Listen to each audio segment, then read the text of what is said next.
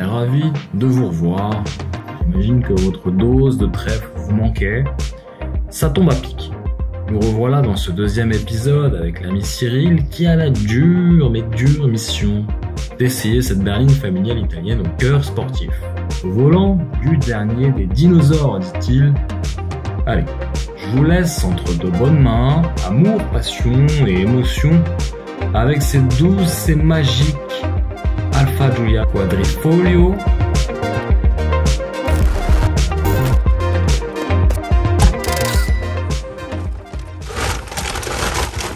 Ah, vous êtes là. Bon ben vous voyez, une Giulia Quadrifoglio, c'est aussi une voiture de tous les jours et puis on peut faire ses courses avec sans problème. Il y a de la place dans le coffre. On se tente un petit 0 à 100. Allez, on est parti.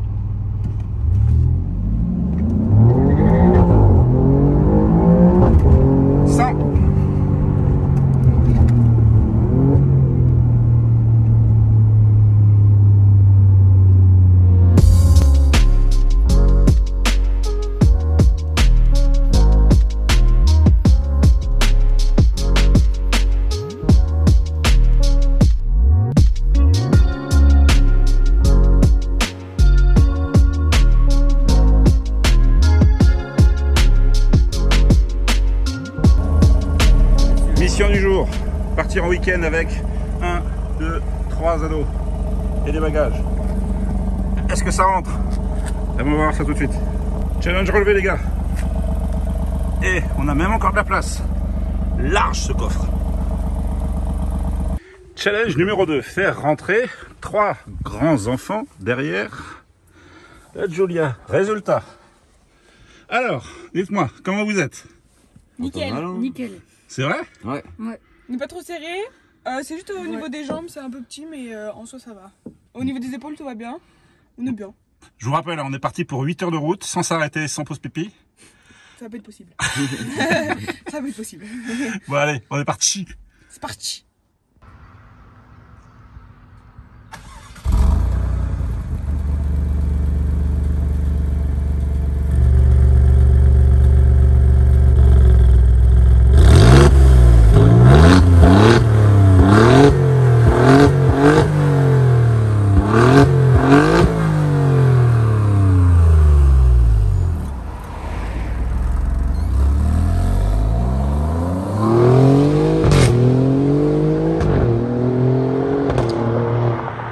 Comme dans toutes les Alfa Giulia, vous avez ici la molette pour le DNA. Alors DNA, c'est un petit jeu de mots pour l'ADN d'Alfa Romeo, mais en fait ce sont les positions de conduite.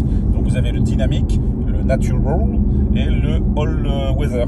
Donc en fait, en gros, si je résume, dynamique c'est le mode sport, ça c'est le mode normal, et ça c'est le mode quand il pleut. Et puis vous avez un petit bonus sur celle-là, c'est le mode race. Ça veut dire qu'en fait là, vous déconnectez toutes les aides à la conduite, et en plus vous pouvez ici régler le tarage des suspensions. Donc là par exemple, je vais passer en mode dynamique, et là vous voyez, je peux durcir ou pas la suspension.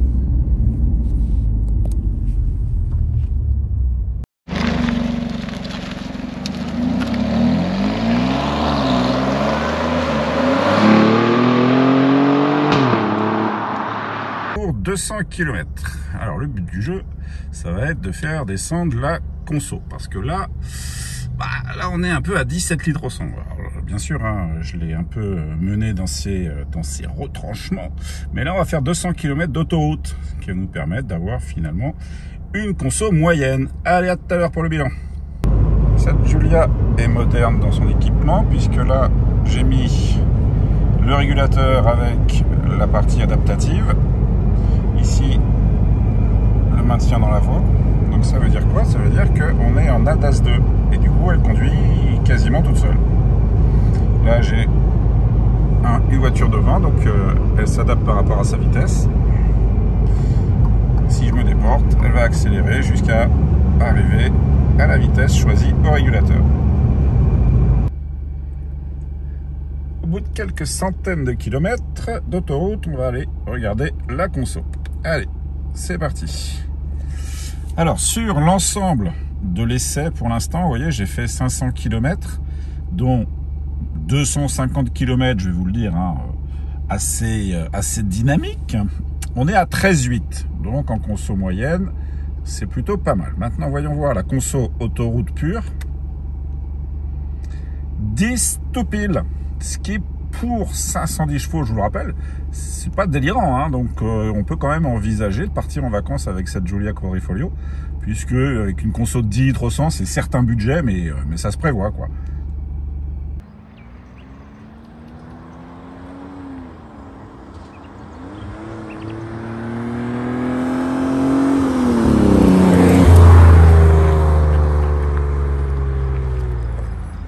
Elle a le capot ouvert. Pourquoi? Parce que c'est vraiment là que se cache le cœur de la bête.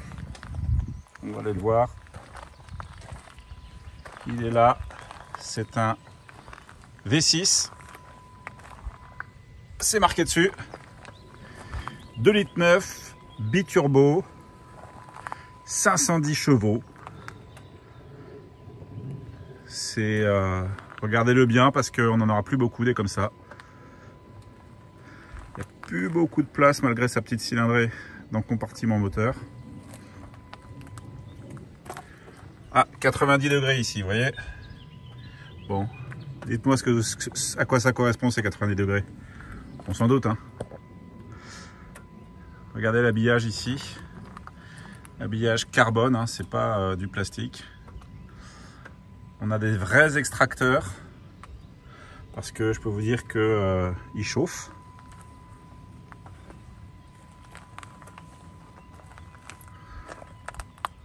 Un des derniers survivants du monde d'avant.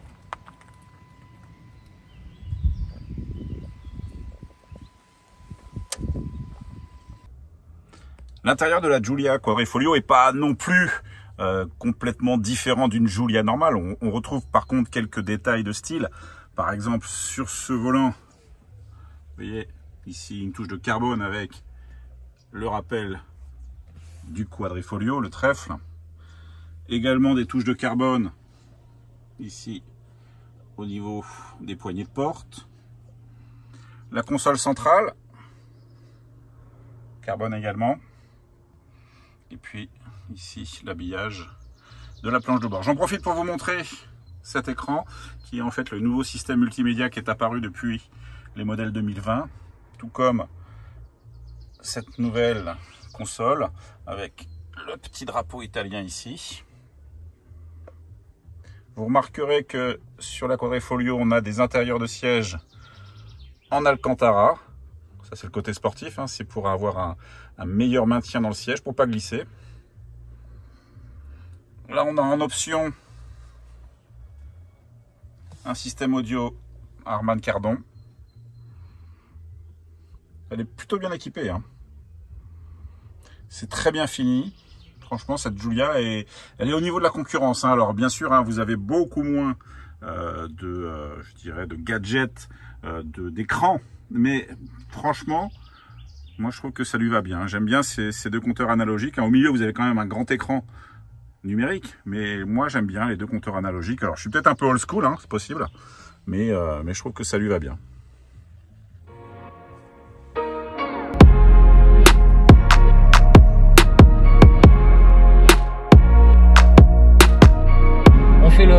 La fin, le bilan, Mister Cyril? Alors, faisons le bilan. Moi, c'est une voiture que j'ai utilisée pendant plusieurs jours. Ouais. D'accord? Que j'ai utilisée quand même principalement, pas comme là, en mode on se fait plaisir, mais en mode on se fait plaisir, mais ça reste une voiture de tous les jours. Je me suis mis en mode normal. Tu t'es mis en normal. Alors, c'est pas normal le N, hein, c'est natural. Okay. Ah. Hein, le DNA, c'est Dynamic, Natural et All Weather. Messieurs les ingénieurs et designers et concepteurs de cette Alpha, la prochaine Giulia Quadrifoglio, s'il y en a une, non, il n'y en aura pas. Mettez les modes en mode italien, tu sais, le mode Corsa, le mode... Regarde, dans les nouveautés de cette Giulia, il y a toute la partie console centrale et ici, tu as le petit drapeau italien quand même. Okay. Ils sont fiers de leurs origines. Regarde ce volant. Le petit Quadrifoglio. Ça, c'est le nouveau volant, c'est ça? Ouais, nouveau volant. Super. Bon alors, le bilan. Alors pour moi, bah, tu l'as deviné, hein, c'est un bilan ultra positif parce que en termes de comportement, dans tous les modes de conduite, elle est exceptionnelle et on prend du plaisir même en ne roulant pas comme un taré. Oui. On prend du plaisir en roulant comme un taré, même si je ne l'ai pas fait, hein, mais je l'ai deviné. Et en fait, c'est une voiture plaisir, tout simplement. Elle fait plaisir dans tous les modes de conduite et surtout, on peut emmener la famille en week-end avec. Je l'ai fait. J'ai fait de l'autoroute. Ils ont apprécié. Alors, un petit peu mal au cul au bout de 2 heures de route, ça faut le dire, hein, parce que l'arrière est quand même un peu, les sièges arrière sont un peu secs. Donc ça, c'est pareil, c'est le petit reproche, c'est que l'assise à l'arrière, c'est un peu trop sport pour les enfants. Le coffre est largement suffisant pour mettre toutes les valises. La tenue de route, enfin je dirais pas la tenue de route, mais la conduite sur autoroute est vraiment bien parce que tu as la DAS 2, donc l'aide à la conduite. Donc tu peux vraiment rouler confort. Tu roules confort. Elle est prévenante parce que sur l'autoroute hier, il y a un mec qui a déboîté. Eh ben, elle a réagi avant moi. Okay, elle a vu le mec déboîter et tout de suite elle a ralenti. Donc franchement bien en termes de sécurité. Donc ce volant tu l'as bien en main, quoi. Ah oui, c'est sûr. Après en termes de conso, j'ai fait plusieurs tests, tu le verras dans la vidéo. Il y a plusieurs points conso. Le point conso des routes où je m'amuse, on est à 17 litres. Normal. Aujourd'hui, normal, ça, bien sûr. Normal. Attends, la voiture a fait combien? 510 chevaux 510 chevaux, mec. V6, biturbo, bah, forcément, ça boit un peu. J'ai fait le point conso autoroute. Et là, je suis quand même vraiment bien étonné. C'est qu'on est à 10 litres. Tu sais, c'est conso 10 litres, c'est ce que je fais avec un Volvo XC40 hybride quand tu traînes 1800 kg sur l'autoroute. On est d'accord. Hein, ok. Bon, là, 10 litres, 5 coffres chargés à bloc. Hein. Ok, vous étiez. Oui. Ah oui, donc tu peux même faire moins. Et vous étiez chargé. Ah, on était chargés à la gueule. Chargés comme des mules. Et puis il n'y avait pas que des enfants. Enfin, il y avait des enfants adultes. Il y avait des enfultes. J'aime bien, il n'y a pas que des enfants. Tu peux limite te dire, c'est presque un go fast quelque part, non? Ouais, mais le coffre était chargé avec des vrais bagages. Donc tu vois, bilan globalement positif. Satisfait, toi, super satisfait. De toute façon, je suis pas objectif. Je vous dis clairement, je suis pas objectif. Je suis amoureux de cette Giulia depuis qu'elle est sortie. Donc je kiffe cette voiture. La Quadrifoglio, c'est le summum, l'apothéose, c'est la quintessence. En plus, elle est belle. En plus, elle fait un son de ouf. Elle donne du plaisir.